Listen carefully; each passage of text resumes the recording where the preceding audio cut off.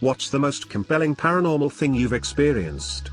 Did it change your worldview? My grandma's boyfriend passed away and my mum and I traveled to Florida to help her make the arrangements. My grandma had a 2-bedroom condo in a gated community, so my mum took the second bedroom and I took the couch. I woke up at 4:19 a.m. and heard old-timey music. Figured my grandma was awake early and tried to go back to sleep. Then I heard shuffling down the hall. Figured my mum was going to the bathroom. But then I heard someone sigh and sit down in the leather recliner next to the couch that he always sat in. I immediately knew it was him. Later in the day we visited his kids, not related to us, and my mum kept trying to get me to tell his oldest daughter. I told my mum I didn't want to upset her. She overheard and asked me to tell her. So I explained what happened. Her eyes got all wide and she looked at her husband. Apparently her husband woke up in the middle of the night, looked straight at her and told her her father was there and that he was okay. That wasn't my first experience with the paranormal, but certainly one I could never forget. Sorry for the length, I haven't really ever told anyone this story and I guess it's kinda cathartic. Smile. Bit of background first. My 6-month-old nephew Ken, not his real name, died of SIDS when I was 11. It was the first time I'd experienced the death of a loved one, and while it affected me for years, it was also the catalyst for me becoming an atheist because it basically took away my ability to believe in any kind of constructive metaphysical power. The rest of my family would often talk about how Ken had come to them in dreams or left them signs, e.g. his favorite song playing on the radio. His mum spoke to psychics who claimed they could sense his presence, etc. etc. What I'm saying is that they were all open to the idea that he still existed on some plane, but I couldn't get any comfort from that because my reality was that he was dead and gone. Anyway, cut to my 20s and a few other loved ones die, and generally my life is in a pretty shit place for other reasons, and one night on my own I was feeling utterly hopeless. I had begun self-injuring at that point. But that was my last coping mechanism I had left, and tonight it wasn't making a difference. I actually really strongly considered for the first time that there might not actually be a way out of this constant misery. Then completely out of nowhere, I absolutely felt Ken's presence and the unconditional love that babies give you. It scared the fuck out of me because it was honestly a physical sensation of Sonny own being in the room with me. Mental illness runs in my family and I thought now I was schizophrenic on top of everything else. I 100% knew it was Ken though, and feeling that he loved me made me think there had to be something in me worth loving, so I had to keep going till I found it because that's what would save me. To this day I haven't felt what happened that night. I have never felt anything like it in the 20 or so years since then, and I know I wasn't consciously thinking about him beforehand. It's entirely possible my subconscious just concocted the whole thing as a Hail Mary, and that's obviously the more likely answer. But I can't shake how utterly certain I was that it was him. I didn't have to convince myself of it because he was just there. I have had other random spooky shit or weird coincidences come up through my life, but that night is the only time that it genuinely felt like a supernatural thing had happened to me. I managed to work at 2 haunted movie theaters. The first theater I worked at was a decently old building. I started working there during the summer and my friend got me the job. During the summer day shifts, we would usually have 3 people working the ticket booth and concession stand, and having no customers was pretty common if no good movies were released that week. One of my first shifts was with my friend who got me the job and a woman who I'll call Jerry for the story. Since we were absolutely dead and had a lot of downtime since all their movies were showing, Jerry decided to take a nap in one of the empty theaters that had no customers. My friend and I stayed behind the concession stand just in case any customers came in and to talk about video games and nonsense. Jerry goes to theater 2. We were talking for about 15 minutes when Jerry comes out of theater 2 pissed off and tells us to stop messing with her and that she was really tired and just wanted to sleep. I tell her that we were out here talking the entire time and that no one went into the theater. She doesn't believe us and just tells us to let her sleep. She goes back into the theater.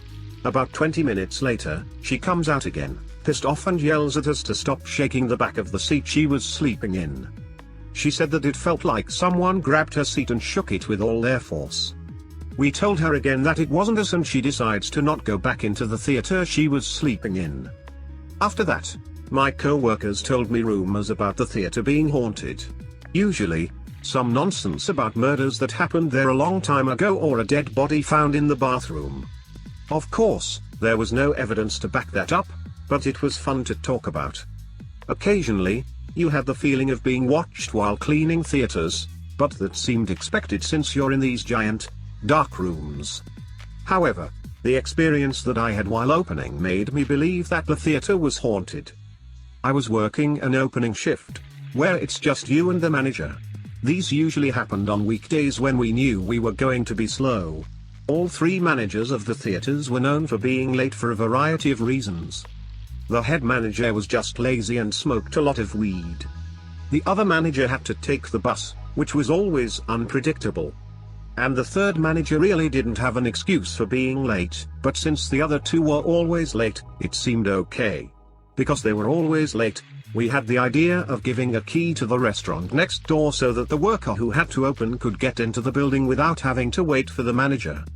When I arrived, I got the key next door, opened the door and went inside. When opening, the first thing you had to do was turn the lights on the electrical room. To get to the electrical room, you had to get through a door with a keypad. When you opened the door, there was a staircase that led to the manager's office. To the left, on the bottom of the stairs, was the electrical room. I opened the door, saw that the manager's office door was closed, so I go into the electrical room and turn the lights on.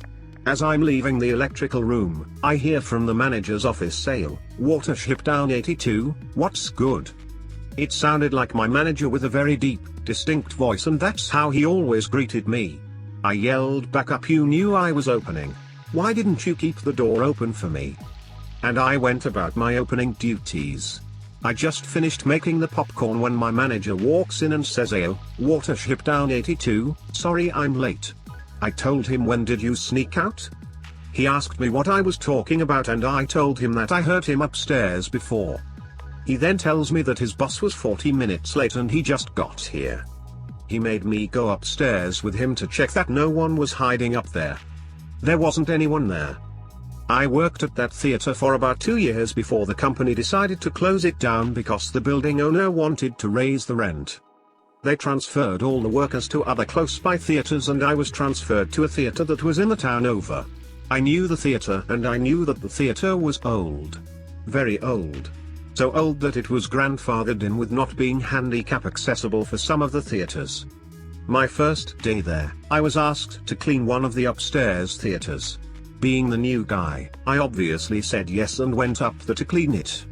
The theaters were small enough that one person could clean it on their own. I go up to this theater and as soon as I walk in, I felt that I was in danger.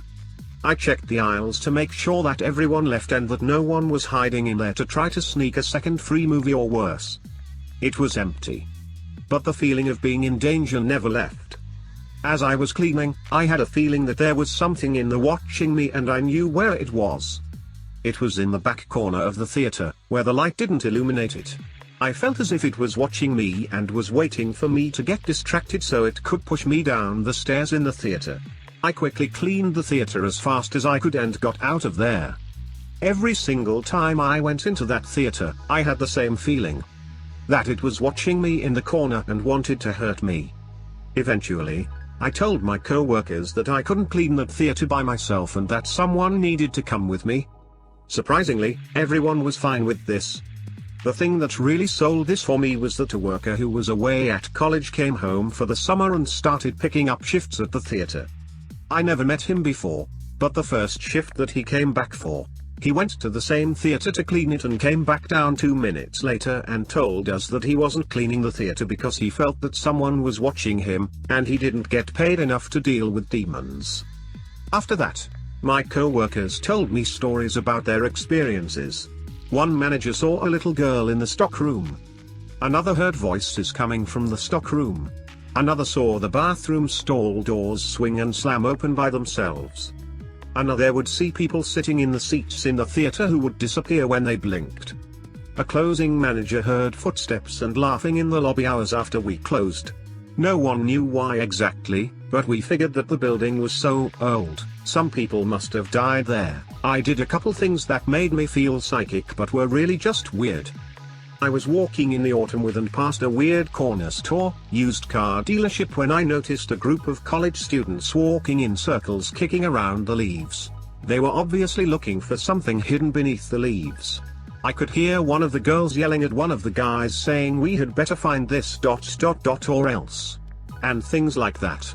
On a sudden impulse I looked to my feet and saw a shiny gold ring laying in the leaves. I picked it up and casually called to the girl, "Is this what you are looking for?" Needless to say it was. Another time. I was at a house a friend was thinking about buying because the bank was selling it super cheap. The real estate agent couldn't unlock the little box that contained the key to the building, even though she had been trying for over 15 minutes. She decided she must have had the wrong code and went off to call her boss with her cell phone. Feeling a sudden inspiration, I walked up the steps and to the box, entering a random 4-digit number. The box popped open easily and I had to explain to the real estate agent that I couldn't explain what I just did. I was home with my brother one night. I live in a farm. We heard the dogs barking and when I looked out the window saw what looked like a tall person wearing a hoodie walking towards my house. I thought it was my cousin and went down to greet him. When I got to the gate there was no one but the dogs were still barking very aggressively with their backs arched like cats, and it seemed like they were following something with their gaze that was getting closer to the gate. I ran back to my house and didn't look out again that night. Also had an annoying experience when we lived in a rented flat in my grandma's house. We would lose things, wallets, watches, jewelry, and then days after they'll appear in the same spot, somewhere where we logically will never leave that stuff. It didn't change my worldview that much since I've had some paranormal experiences my entire life. But it make me a little fearful, respectful about stuff that can't be explained. Never made fun of the paranormal again. Told this one before but people seem to like it a lot, so here you go. Worked security for a local security company that was just starting up and specialized in monitoring heavy levy equipment out in the orchards. I had no radio, no gun, no mace, no flashlight, and no phone service. I was strictly there to monitor and take notes. But if anything did happen, the nearest help was 30-45 minutes away in town. Fast forward to a few weeks of night shifts along the levee with it being surrounded by orchards, and I was pretty comfortable at my new location with its one road in and one road out as the only entrance for a few miles. It was about 0230 in the morning when I hear an alarm clock going off somewhere in the murky darkness. I'm positioned alongside the levee in this position, O+O with my car being the O on the right, the levee as the plus and the alarm sound coming from the O on the left. I turn my car on and drive over the levee to where the workers had a portable office container with a few chairs and a table set up and where it sounds like the alarm is coming from. As my dim high beams started to sweep across the orchard, I see a dark figure multiple rows back seen to fade behind a tree quickly. I stop there and stare into the darkness barely disrupted by my Bose car's headlights. Nothing moves and I can hear the alarm still going off, so I get out of my car and using my phone's light, I find the culprit sat upon a white plastic table. A single small square battery-powered alarm clock was singing away as my brain screamed at me to return to my car. I quickly popped the batteries out of the alarm and hopped back into my car as the silence returned to the orchards. As I was reversing out of the spot, my headlights bathed the trees in light again, and the same similar shape was now 3 or 4 rows closer, and this time it seemed to crouch down behind a tree. I sat there for a moment longer staring into the void before my brain screeched, "What if there's more and this is the distraction?" That thought encouraged me to back up onto the high part of the levee, and there I waited for the next 3.5 hours alone. It felt torturous. Like 1,000 eyes were burrowing into every square inch of my car and soul from every angle. The quietness of an orchard is something very unsettling in the winter time, as there's no insects or wildlife wandering about. All I could hear was silence and my pounding heart for the next 3.5 hours of my shift. I almost wanted some monster to come tearing through the trees bellowing out, "Haha, here I am, here to eat you." But instead I saw and heard nothing more. My morning shifter shows up late and starts casually drinking his hot cup of coffee as I give him the rundown while the sun starts to peek into the sky. I still remember the steam trail from his mug and the chirping of early birds as we decided to investigate further into the orchards.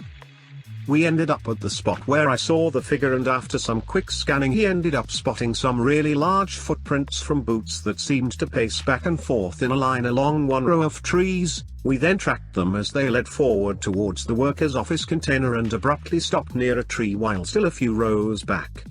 Nothing more. No follow-up footprints leading forward or backwards. No vehicle tracks leading out of the dirt. No one could have gotten past me without trudging through the orchard. It was as if someone appeared, paced back and forth in a line for a few hours, walked forward, and then just disappeared without another step. We reported it to the boss and he shrugged it off, saying maybe it was an elaborate prank by the construction workers, but that was one of the last shifts I worked doing security. Definitely made me more of a believer in the paranormal kind of things.